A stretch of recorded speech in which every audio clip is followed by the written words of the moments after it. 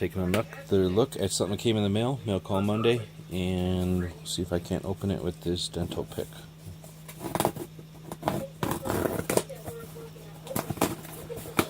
This is coming from Amazon, I believe. Unusual to see it in a regular mail, probably because of the weight or the chemical problem with it. Maybe it's hazardous. I don't know. I don't see any hazardous labels on the thing.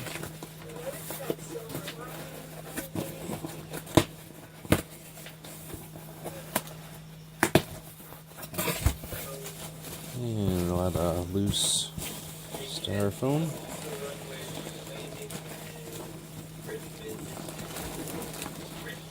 And there we go. And this is a two-part plastic. So a two-part room temperature vulcanizing plastic. Not a rubber, not a polyurethane, and not a foam, an expanding foam or any other kind of foam. This is just a plain old plastic. One of my favorite things to mold with. So this is a gallon of it, and it is a polyurethane, I guess, but it's a casting resin as opposed to rubber. So this will come out very much like the plastic that a Star Wars figure or a toy would be made out of. Maybe a fishing lure, that kind of plastic. Pretty hard.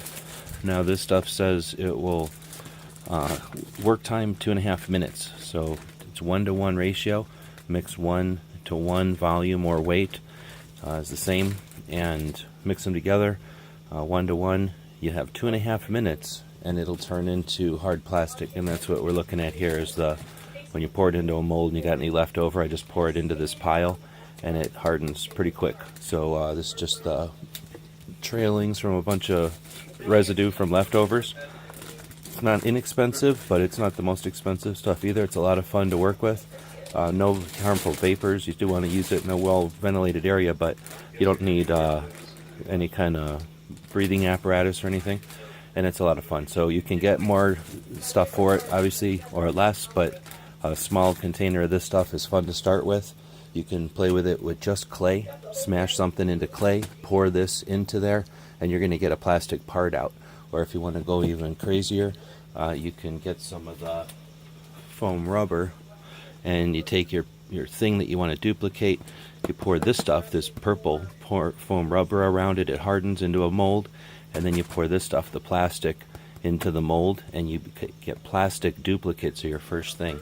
And that's what I like to do. So we're going to be playing with that a lot, and this is from Amazon. We'll have links to it below, and it's neat. We have a lot of stuff that's available to us with 3D printing and other electronic methods of creation, but this duplication and creation of parts is a lot of fun too. And it's chemistry, and it's art, and it's science, and it's fun. So we'll be digging into that a little bit more, and stay tuned for more, and let us know in the comments what you think. As always, thanks for watching.